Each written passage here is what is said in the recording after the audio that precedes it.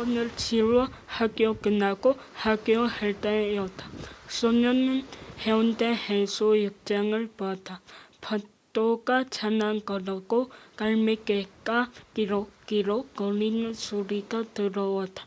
그래서 기분이 너무 좋은 나머지 마! 이것이 여름의 해운대 아이가? 하고 소리 지르다.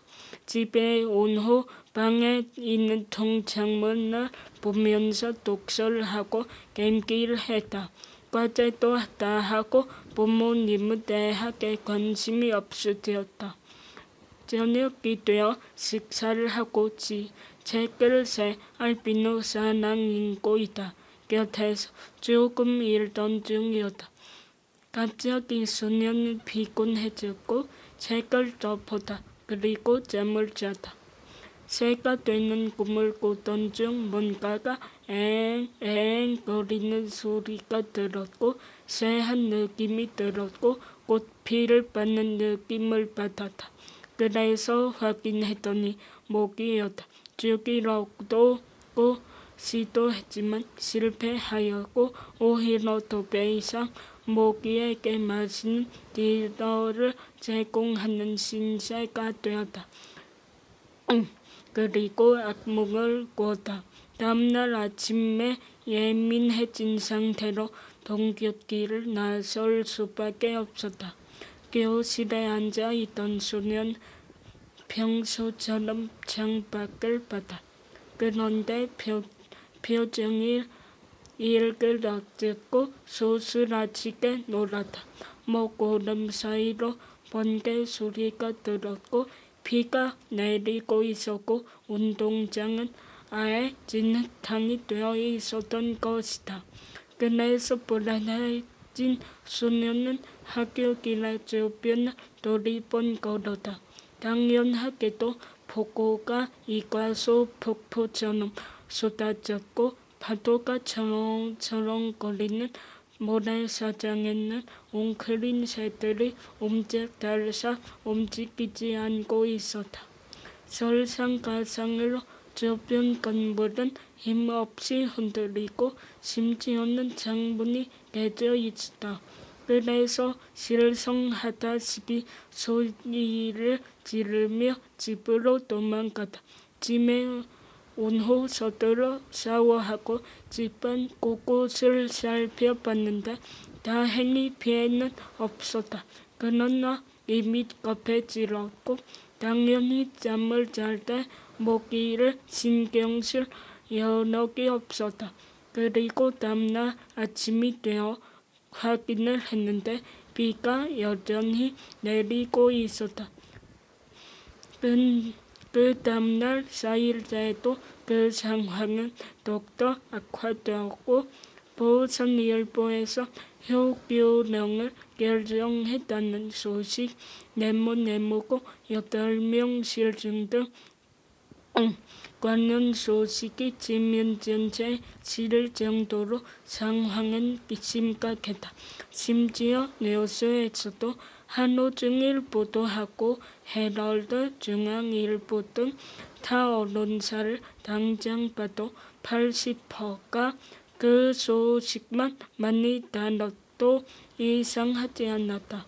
소녀는 불안한 마음에 할머니, 할아버지 등 친척 가족들에게 안부 전화를 들었고 그 후에 서둘러 아무도 말하지 않았지만 짐을 챙겼다. 그리고 창문에 테이프를 X자로 붙였다. 그날 오후 폭우가 세차게 오고 2분 간격으로 천둥 소리가 들어왔다. 당장 침소되어도 이상하지 않았다.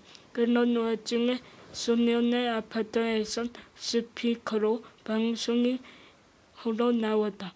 아파트 2층의 3, 4호 라인이 침소되었다는 내용이었다. 그 소년은 낮은 라인 14층에 산다. 방송을 들은 소년은 여동생 조일이다과 함께 심각하게 수군수군 거렸다.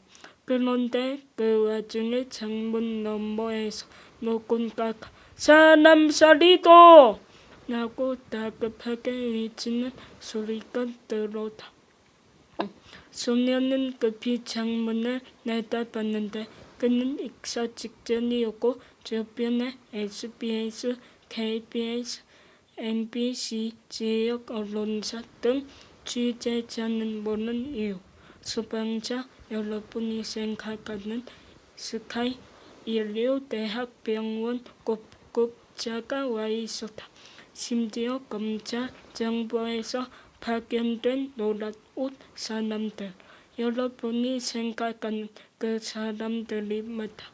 부산광역시장, 현대구청장 등등 필수 구성원들이 오셨다. 그래서 소녀는 급히 뉴스를 봤는데 자신이 그 라이브 뉴스 현장에서 두 눈으로 목격했기 때문에 놀랐다. 그 사태는 저녁 7시가 되어서도 악화되었고 뉴스에서는 그 상황에 대한 보고 상황 근황들만 나열되어 있었다. 밤 11시에서야 그 상황은 끝났다. 구조를 요청하던 그 사람은 서울 세브란스 병원에 실어갔고 현재 뇌사 상태 직전이었다. 그러나 폭우는 그칠 줄 모르고 전국적으로 많이 바쁘었다. 불안해진 그녀는 TV를 틀었으나 온통 긴급 재해 뉴스만 하고 있었다. 그마저도 서울시청 앞 행인 5명씩 네모고 주민 81명 압사 등 국민들의 불안감을 조성한 폭우와 관련된 소식들 뿐이었다. 예능은 안 하고 있었다. 뉴스를 본 후 굉장히 불안해진 소녀는 TV를 끄고 스위치를 꺼내어 SK 오징어 캐릭터들이 자기들끼리 난사하는 닌텐도의 대표작을 했다. 매우 불안해서 도저히 못 참고 게임을 할 수밖에 없었다. 그러나 스크린에서 먹물을 중으로 쏘는 통쾌한 액션이 눈앞에 펼쳐져도 신나기는커녕 오히려 침울해져만 가다. 심지어 결국 이겼는데도 도리어 더욱 극도의 불안감만 가중시킨 셈이었다. 결국 게임을 종료시켰고 방에 들어가서 공책에 그 게임 캐릭터를 그렸다. 그리고 게임 캐릭터가 그려진 공책을 껴안고 침대에서 잠이 들었다. 하지만 불안감은 가시지 않았고 우울한 상태였다. 아침이 밝았다. 소녀는 일어나서 창밖을 보는데 비가 조금 내리고 있었다. 당연히 소녀는 실망했지만 그날은 구름 사이에 해가 빼꼼 낮고 서서히 개어가고 있었기 때문에 곧 좋아졌다. 그 상태로 등굣길을 나섰다. 3분 후 학교에 도착해서 창밖의 날씨를 봤다. 금세 비가 완전히 그쳤고 깨어 있었기 때문에 소녀는 스마트폰 에수사의 Z 플립 5이다. 우리가 생각하는 3대 바다 카메라로 그 풍경을 찍고 수업에 기분 좋은 채로 임했다. 점심때에는 해가 반짝이더니 그녀가 학교 준비할 때 운동장에 말았다. 학교길로 해운대 해수욕장을 걸어가고 있던 때였다. 소녀는 잠깐 멈춰서 바닷가를 봤다.